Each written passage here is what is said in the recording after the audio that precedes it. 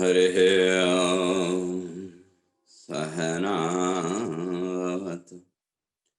सहनौ भुनक्तु सह वीर्यं करवावहै तेजस्विनावधीतमस्तु मा विद्विषावहै। ओम शांति शांति शांति। शंकरं शंकराचार्यं केशवं बादरायणं सूत्रभाष्य कृतौ वन्दे भगवन्तौ पुनः पुनः।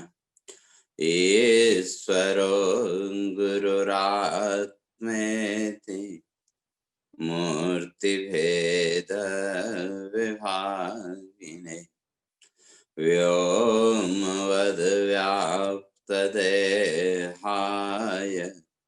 दक्षिणामूर्तये नमः। ओम शांति शांति शांति।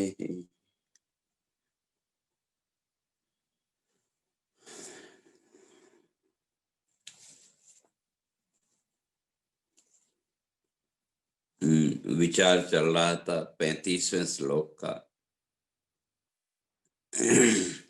श्लोक 35। तो जो ज्ञान है, ज्ञान की महानता, ज्ञान की विशेषता को भगवान बता रहे थे। और वो जो ज्ञान है उसको प्राप्त करने के लिए जो तत्ववेत्ता महापुरुष हैं, जो ज्ञानी महापुरुष हैं, भगवान ने कहा उनके पास तो जाना पड़ेगा। और वो महापुरुष जिस ज्ञान का उपदेश करेंगे उसको अपने जीवन में अमल में भी लाना पड़ेगा, जीवन में अप्लाई करना पड़ेगा। तो उस ज्ञान का फिर लाभ क्या होगा? तो भगवान स्पष्ट करके आ रहे थे, यस् ज्ञात्वा न पुनर्मोहम एवं यास्यसि पांडव येन भूतान्य शेषेण द्रक्ष्यात्मन्यथो मयि। यस् ज्ञात्वा न पुनर्मोहम, उस ज्ञान के द्वारा, जीवन के उस रहस्य को जानने के बाद, तो न पुनर्मोहम यास्यसि, फिर वो साधक जो है वो फिर इस संसार के मोह में नहीं देगा, उसके जीवन में वो मोह नहीं आएगा। और ये जो मोह है ये अज्ञान का परिणाम है। जीव के अज्ञान का परिणाम अमोह। और जो मोह निद्रा में सोए हुए हैं, शास्त्रकार कहते हैं मोह प्रसुप्त निद्राणाम न प्रबोध कदाचन।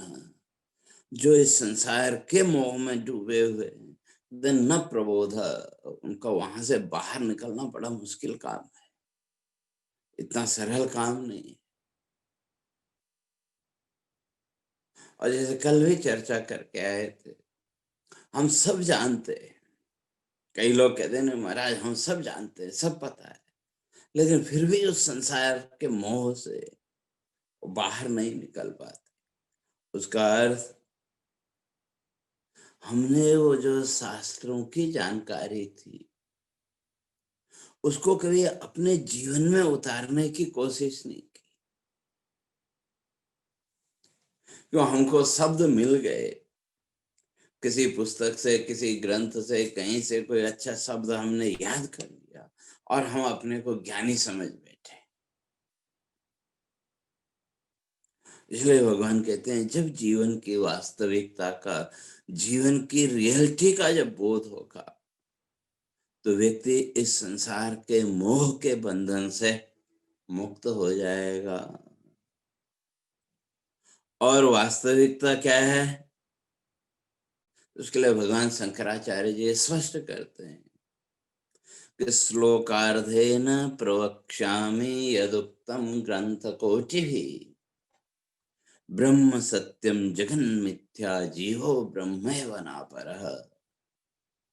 तो सारे ग्रंथों का, सारे शास्त्रों का जो निचोड़ है, सार है, वो क्या है? ब्रह्म सत्यम जगत मिथ्या जीवो ब्रह्मैव नापरः। जो ब्रह्म कहें या परमात्मा कहें, वही केवल सत्य है। और ये सारा का सारा संसार ये मिथ्या है। मिथ्या कहो, झूठा कह लो। और मिथ्या का तात्पर्य जिसको आप न तो सच्चा कह सकते हैं और न झूठा कह सकते हैं, जो सच्चा भी नहीं कह सकते और झूठा भी नहीं कह सकते, तो फिर वो है कैसा? थोड़ी देर की प्रतीति मात्र, पहले भी नहीं था और बाद में भी नहीं। जैसे कल हम लोग चर्चा कर रहे थे, सुबह से लेकर के शाम तक के जीवन के व्यवहार में एक दिन का ही हम विचार करके देखें, हमने स्वयं के कितने रूप देखे? अपने ही अलग अलग रूप देखे कि नहीं? माता पिता, भाई बहन, ऑफिसर, नौकर आदि जो कुछ भी, ये सब रूप किसके? आपके ही। और ये जितने भी रूप हैं, ये कितने देर के?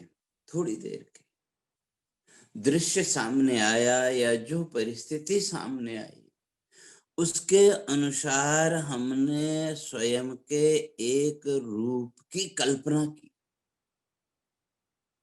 वो वास्तविक नहीं है, वो रियल नहीं है, वो एक इमेजिन है, कल्पना है।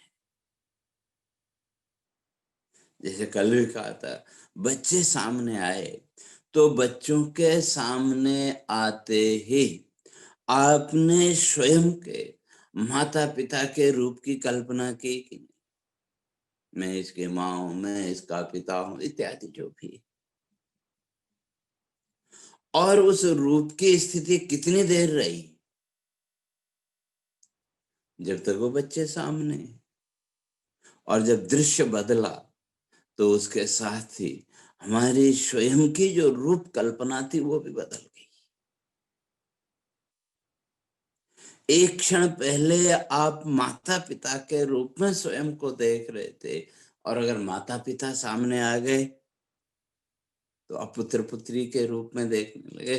वो माता पिता का रूप कहाँ गया? गायब हो गया कि नहीं? तो इसलिए कहते हैं कि ये सारा संसार, संसार के ये जितने भी दृश्य पदार्थ हैं, ये सब क्या है? कल्पना मात्र है। इसलिए पहले भी नहीं थे और बाद में भी नहीं, केवल बीच में थोड़ी देर के लिए इनकी प्रतीति मात्र। तो इसलिए ये जो प्रतीति है और ये जो कल्पना है, इसको लेकर जो भी हम कल्पना करते हैं, ये सब मिथ्या। अब्रह्म सत्यम, वो जो परम तत्व है वही सत्य है। तो अब उस सत्य को समझें कैसे? तो भाष्यकार कहते हैं जीवो ब्रह्मैव नापरः। जीव और ब्रह्म ये कोई अलग अलग है ऐसा नहीं। मैं और ब्रह्म तत्व अभी तक तो कहीं न कहीं हमने उसको भिन्न मान के रखा है।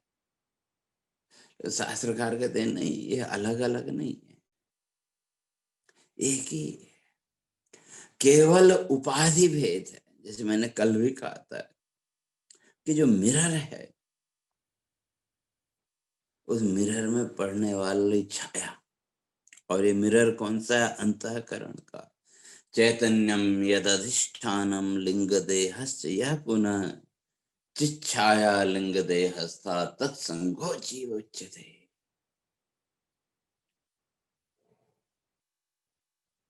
चिच्छाया लिंग देहस्था, इस सूक्ष्म शरीर में पड़ने वाली चेतन की छाया, और उस छाया का रिफ्लेक्शन, इन तीनों का जो समूह है उसका नाम है जीव। जीव कोई अलग तत्व है ऐसा नहीं, केवल बिंब प्रतिबिंब का भेद है, तत्व तो वही है। जैसे फिर यूं ही समझो, सुबह से लेकर के शाम तक आपने स्वयं के जितने भी रूप देखे,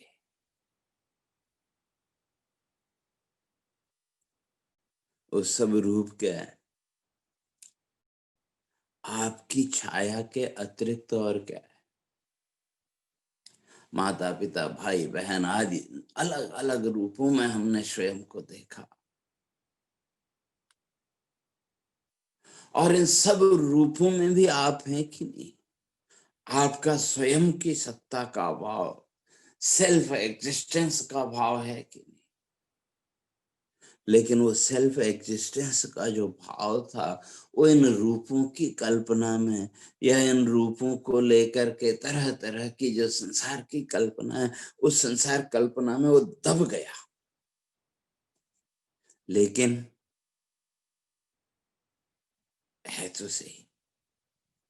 और ये जितने भी रूप हैं, ये सब दिन के व्यवहार के, तो ये सब रूपों में आप, सब रूप आपके, लेकिन आप इन सब से एकदम अलग हैं। लेकिन समस्या ये है कि हमने अज्ञान के कारण इन काल्पनिक रूपों को ही अपना वास्तविक स्वरूप मान लिया, और जब इन काल्पनिक रूपों को अपने रियलिटी मान लिया, तो जीवन में मोह प्रकट हुआ, और उस मोह ने फिर तरह तरह के नए नए संसार के संकल्प हमसे करवाए। तो इसलिए भगवान यहाँ कह रहे हैं कि ये जो ज्ञान है, स्वस्वरूप का ज्ञान, वो तत्ववेत्ता महापुरुष हमको देंगे। तो वो क्या रहेगा, क्या करेगा? न पुनर्मोहम एवं यास्यसि। तो इस प्रकार से फिर तुम इस संसार के मोह के बंधन में नहीं बंधो, इस संसार के मोह के बंधन से ऊपर उठ जाओगे। और वो ऊपर उठने का फल, येन भूतान्य शेषेण द्रक्ष्यसि आत्मन्यतो मयि। तो उस परमात्मा की एकता का बोध, उस परम सत्ता के साथ एकत्व का अनुभव, कि वो जो परम सत्ता है, जिसको आप ब्रह्म, आत्मा आदि अलग अलग शब्दों के द्वारा कहते हैं, वो जो सत्ता है, वो मेरी सत्ता से भिन्न नहीं है, क्योंकि सत्ता, एग्जिस्टेंस तो एक ही है। जैसे एक दीपक जल रहा हो, उस दीपक के सामने आपने 10 मिरर रख दिए, तो हर एक मिरर में उस दीपक का प्रतिबिंब आपको दिखेगा कि नहीं?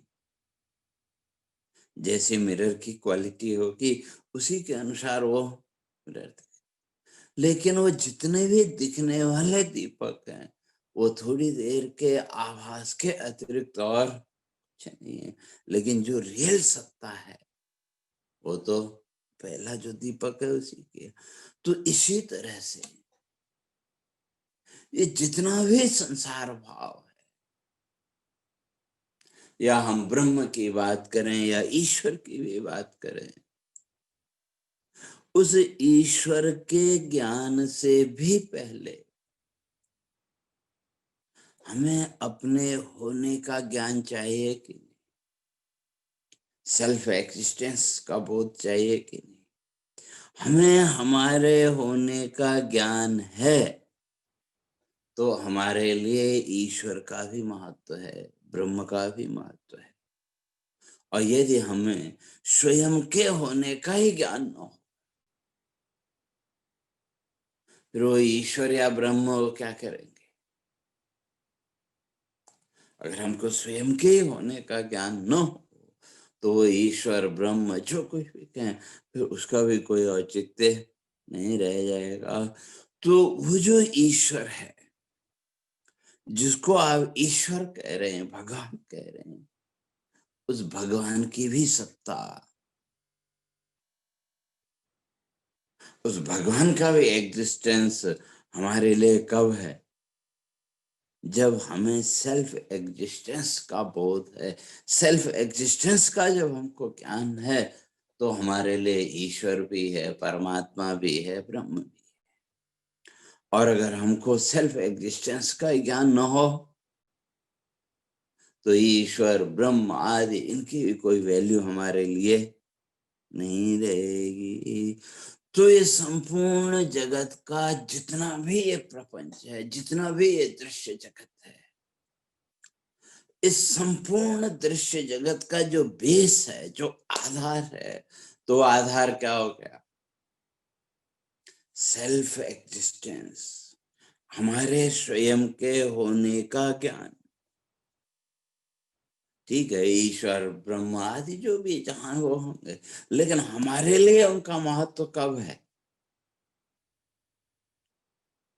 जब हमें अपने होने का ज्ञान है, तो हमारे लिए वो ईश्वर का भी महत्व है, ब्रह्म का भी महत्व है।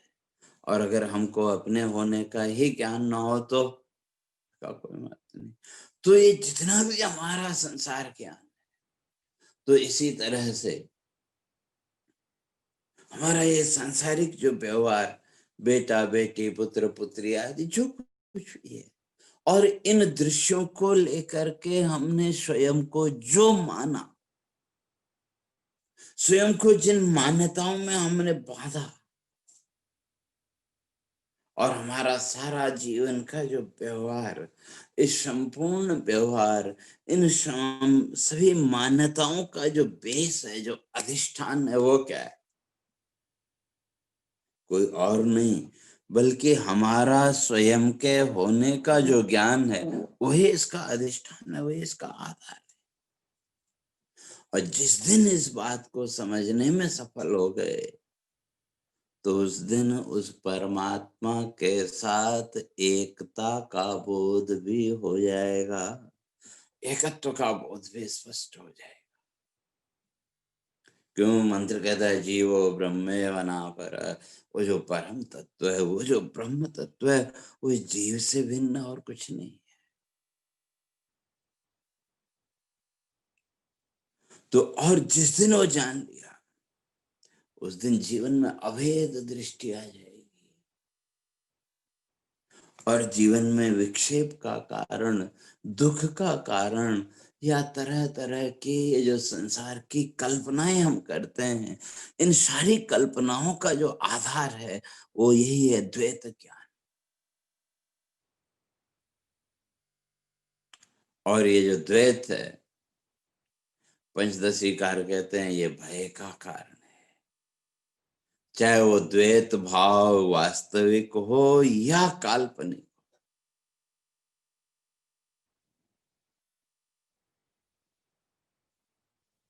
और अद्वैत का भाव,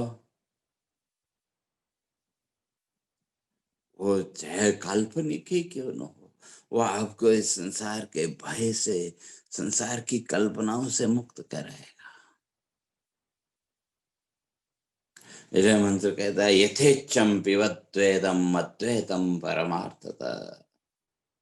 तो उस परमार्थ तत्व का, उस अद्वैत तत्व का बोध होने के बाद, फिर इस संसार में अगर तुम विचरण करते हो, तो कहते हैं उसमें कोई दोष नहीं है।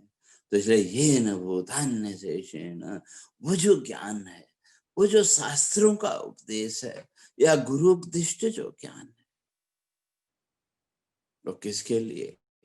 आपको इस संसार की कामनाओं में बांधने के लिए नहीं।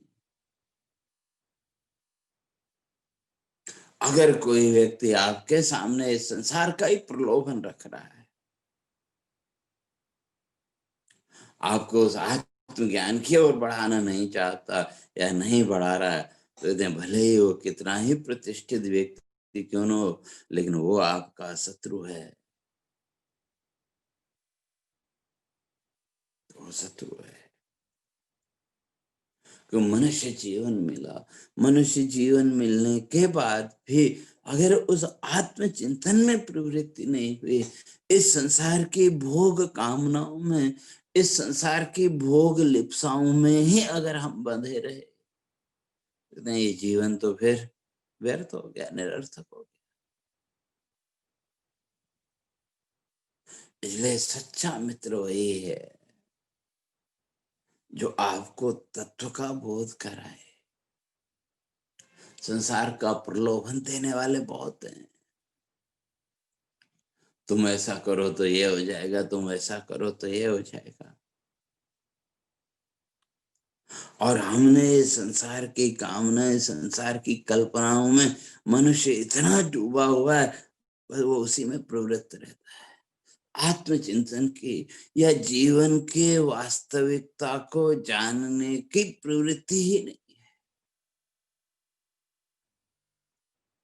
लेकिन वो तत्ववेत्ता जो महापुरुष हैं, यदि उनकी शरणागति स्वीकार करने पर आपको ये ज्ञान मिलेगा, ये तत्वबोध मिलेगा। ये न भूतान से शेण, तो जिसके द्वारा अशेषेण भूतानी, इन संपूर्ण भूतों, ये संपूर्ण जगत कहाँ है? उसी परमात्मा में। अर्थात उस परमात्मा के साथ इस संपूर्ण जगत का एकत्व भाव, या उस परमात्मा में आप उसको देखो या स्वयं में आप देखो। इसलिए हमारे ऋषियों ने दो प्रक्रियाएं यहाँ बताई। उस एकत्व भाव तक पहुंचने की जो प्रक्रिया, दो प्रक्रिया, एक प्रक्रिया है ज्ञान की और दूसरी है भक्ति की। लेकिन दोनों एकदम अलग अलग है। भक्ति की जो प्रक्रिया वो बड़ी सरल है। इसलिए हमारे ऋषियों ने, हमारे पूर्वजों ने मनुष्य उस परमात्मा के एकत्व भाव तक पहुंचे, इस संसार की कल्पनाओं से वो मुक्त हो, उसके लिए बड़ा सरल रास्ता हमको बताया। जो आप लोग कहते हैं या कई लोगों से मैंने सुना, और शास्त्र भी कहता है कि कण कण में परमात्मा है। मानते हैं कि मानते नहीं, खाली बोलते हैं। शब्द हमको मिल गए बुजुर्गों से, पर जरूरत पड़ी तो हमने बोल दिया कण कण में परमात्मा है। लेकिन कण कण में उस परमात्मा को, उस ईश्वरीय सत्ता को देखने की हमने कोशिश नहीं की, क्यों? वो दृष्टि हमको नहीं मिली। तो हमारी जो जीवन दृष्टि है उसको बांध दिया गया।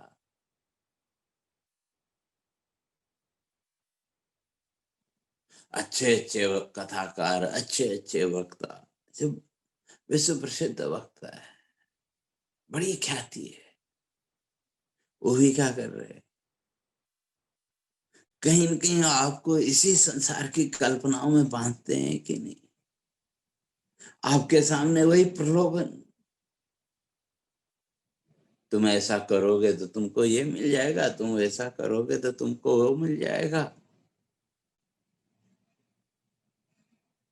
भाई जो प्रलोभन देने वाले हैं, शास्त्र कहता है भाई ये तो शत्रु है। इसलिए जो चिंतन की प्रक्रिया है, जो शास्त्रीय विचार की प्रक्रिया है, वो जीवन में आनी चाहिए।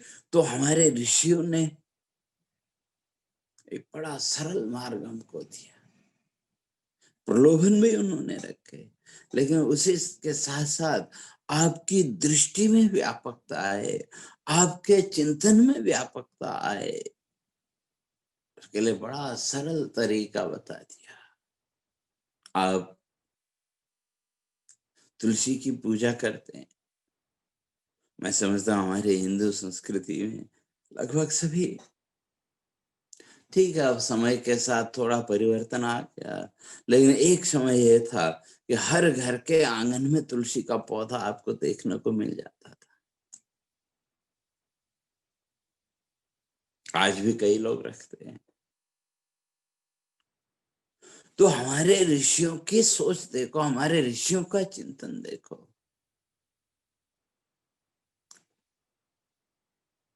ये बड़ी सरल प्रक्रिया, और धर्म के साथ उसको जोड़ दिया। और वहां दो चीजें हैं,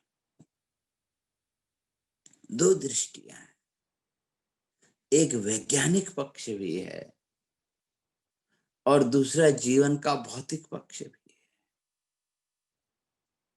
आत्मिक पक्ष, चिंतन का पक्ष ये है कि भाई जब एक तुलसी के पौधे में ईश्वर का रूप हो सकता है, आप उस तुलसी के पौधे की पूजा करते हैं,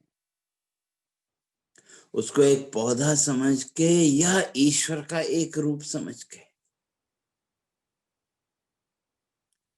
अब जिस समय उसकी पूजा करते हैं, आरती पूजा जो भी करते हैं, तो उस समय उसको ईश्वर का एक रूप मानते हैं कि नहीं?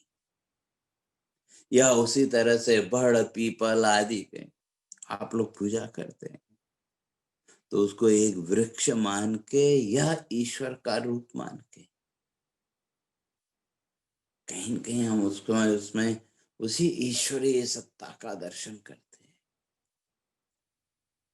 वहां तो हमने उस ईश्वरीय सत्ता को देखने की कोशिश की, लेकिन विचार नहीं किया। अगर विचार करके देखें, तो जब एक पौधे में ईश्वर का रूप हो सकता है, तो बाकी जो पौधे हैं उनमें नहीं हो सकता क्या? उनमें भी हो सकता। तो ये दृष्टि में आपकी व्यापकता आई कि नहीं?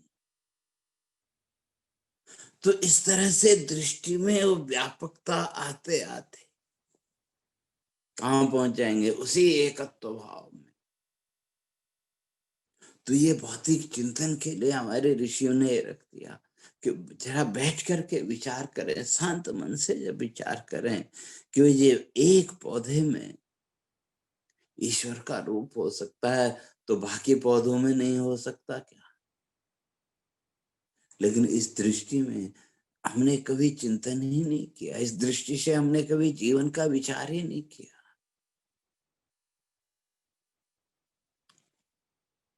और जो वैज्ञानिक पक्ष है तुलसी की अगर बात करें, तो हमारे धर्म में, हमारी संस्कृति में, हमारे ऋषियों ने जो भी व्यवस्थाएं बनाई, हर एक के पीछे कोई न कोई साइंटिफिक रीजन है। और जिस दिन उस विज्ञान को आप समझने की कोशिश करेंगे, उस दिन अपने आप इसके प्रति श्रद्धा बनेगी, आपका भाव प्रकट होगा। और तुलसी का जो पौधा है, उस तुलसी के पौधे के संपर्क में आने वाली जो वायु है, तो वो एयर प्यूरिफायर का काम करते हैं। इसलिए तुलसी का पौधा एयर प्यूरिफायर है। आपके घर के वातावरण को, आपके आसपास का जो वायुमंडल है उसको शुद्ध कर, तो वो उसका वैज्ञानिक पक्ष है। तो हमने न तो जीवन की इन प्रक्रियाओं को या जो भी धर्म कृत्य हमारे ऋषियों ने हमारे लिए सामने रखे, न तो हमने उसके वैज्ञानिक पक्ष को कभी देखा और न उसके भौतिक पक्ष का कभी विचार किया, और इसलिए श्रद्धा भी नहीं बन पाई। हाँ ठीक है, हमारे बुजुर्गों ने कहा तो ठीक है हम करते रहे, लेकिन वो श्रद्धा का भाव नहीं बन पाया, वो निष्ठा नहीं बन पाई। बुजुर्गों ने कहा भाई हमारे धर्म में है इसलिए करना चाहिए, एक फॉर्मेलिटी से ज्यादा हम आगे नहीं बढ़े। लेकिन जिस दिन इन दोनों पक्षों का आप विचार करेंगे, प्रत्येक क्रिया के पीछे एक जो साइंटिफिक रीजन है वो क्या है, और उसका जो भौतिक पक्ष है, चिंतन का पक्ष है, वो क्या है, जिस दिन इन दोनों का विचार करने में हम सफल हो गए, तो उस दिन हमारी संस्कृति की जो भी मान्यताएं, जो भी क्रियाएं, उनके प्रति अपने आप श्रद्धा का भाव पैदा होगा। और जब श्रद्धा आपके मन में प्रकट होगी तो आपकी उसमें रुचि भी बढ़ेगी और वो चिंतन आपका उसके द्वारा धीरे धीरे दृढ़ होता जाएगा। तो ये जो सामान्य प्रक्रिया, बड़ी सरल प्रक्रिया हमारे ऋषियों ने रखी, ये कि भाई ये भी ईश्वर, ये भी ईश्वर, ये भी ईश्वर। भाई जब तुलसी के पौधे में ईश्वर का रूप हो सकता है तो दूसरे जो पौधे हैं उनमें नहीं हो सकता क्या? उनमें भी है। तो इस तरह से दृष्टि में व्यापकता करते थे कि ये भी ईश्वर का रूप, ये भी ईश्वर का, ये भी ईश्वर का। इस तरह से जब दृष्टि का प्रसार होगा तो संसार के जितने भी पदार्थ हैं, इन सभी पदार्थों में किसका दर्शन? उसी ईश्वर का दर्शन। ये भी ईश्वर, ये भी ईश्वर, ये भी ईश्वर। तो उस ईश्वरीय सत्ता के अतिरिक्त फिर और कोई सत्ता आपके सामने है ही नहीं। लेकिन मैं तो हूँ, मैं को तो हम मिटा नहीं सकते, तो मैं तो हूँ। तो जब सब रूपों में वही ईश्वरी सत्ता, तो फिर मेरे रूप में भी वही ईश्वर, उस परमात्मा के अतिरिक्त मेरी भी कोई भिन्न सत्ता नहीं है। जिस दिन ये बोध दृढ़ हो गया, जिस दिन इस बोध में दृढ़ता आ गई, तो उस दिन ये सारा द्वैत प्रपंच, सारी संसार की जो कल्पनाएं हैं, साधक इन सारी कल्पनाओं से ऊपर उठ जाएगा, इन सारी कल्पनाओं से मुक्त हो जाएगा। और जैसे ही आपका मन इस संसार की कल्पनाओं से मुक्त हुआ, तो आपका मन अपने आप शांत, वो जो परम शांति, विक्षेप रहित मन की जो अवस्था है, वही जो है तो उस एकत्व में समर्थ है। तो ये एक सरल प्रक्रिया, भक्ति की प्रक्रिया हमारे ऋषियों ने हमारे सामने रखी। और दूसरी प्रक्रिया है ज्ञान की, और वहां सब चीज हटाना, ये भी नहीं है, ये भी नहीं है, ये भी नहीं है। सब चीजों का आप निषेध कर सकते हैं, लेकिन स्वयं का निषेध नहीं कर सकते। तो जब आप ही आप हैं, तो फिर ये जितने भी पदार्थ हैं, इन पदार्थों के रूप में भी जो सत्ता है, जो एग्जिस्टेंस है, वो किसका? वो मेरा। तो उस ईश्वर के रूप में भी फिर कौन है? उस ईश्वर के रूप में, ब्रह्म के रूप में भी मैं ही हूं। तो ये दो प्रक्रियाएं हैं। एक जगह जोड़ना है कि ये भी ईश्वर, ये भी ईश्वर, ये भी ईश्वर। और ज्ञान की प्रक्रिया में ये सारे उपाधियों को हटाना है, इनको धीरे धीरे दूर करना है। तो लेकिन दोनों का जो लक्ष्य है वो एक है, उस परमात्मा के साथ, उस ईश्वरीय सत्ता के साथ एकत्व का भाव। तो वही यहाँ भगवान कह रहे हैं, वो जो महापुरुष है, वो जो तत्ववेत्ता महापुरुष है, तत्ववेत्ता महापुरुष जो आपको उपदेश देंगे, वास्तव में वो उपदेश को जब आप अपने जीवन में उतारेंगे, चाहे वो भक्ति की प्रक्रिया हो, चाहे ज्ञान की प्रक्रिया हो, तो वो उपदेश, वो जीवन का आचरण कहाँ ले जाएगा? अशेषेण सर्वाणि भूतानि मयि द्रक्ष्यसि। तो उन संपूर्ण भूतों का, संपूर्ण पदार्थों का उस आत्मा में ही दर्शन, अर्थात उस आत्म सत्ता के अतिरिक्त, उस ब्रह्म सत्ता के अतिरिक्त और कोई दूसरी सत्ता है ही नहीं। तो ये एकत्व बोध आपको हो जाएगा। और जहां वो एकत्व बोध हुआ, तो आप जीवन मुक्ति की अवस्था में इस सारे संसार के प्रपंचों के रहते हुए भी आप इस संपूर्ण संसार के प्रपंच से ऊपर उठ जाएंगे। तो ये तो एक साधक की बात हुई। तो भगवान आगे कहते हैं कि भाई ये साधक तो पहुंच जाएगा, लेकिन जो एक सामान्य व्यक्ति है वो भी अपेचेदसि पापेभ्यः सर्वेभ्यः पापकृत्तम, सर्वं ज्ञानप्लवेनैव वृजनं सन्तरिष्यसि। इस संसार बंधन से तो केवल ज्ञान प्लवेनैव, वो जो ज्ञान रूपी जो नौका है, उसी के द्वारा इस संसार सागर से पार जाया जा सकता है। तो कैसे? तो उसकी चर्चा क्रमशः फिर आगे करेंगे। हरि ओम। पूर्णमदः पूर्णमिदं पूर्णात् पूर्णमुदच्यते पूर्णस्य पूर्णमादाय पूर्णमेवावशिष्यते।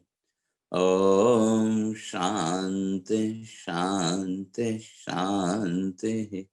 शंकरं शंकराचार्यं केशवं बादरायणं सूत्रभाष्य कृतौ वन्दे भगवन्तौ पुनः पुनः। ईश्वरो गुरुरात्मेति मूर्तिभेदविभागिने व्योमवद्व्याप्तदेहाय दक्षिणामूर्तये नमः। ॐ शान्ति शान्ति शान्तिः।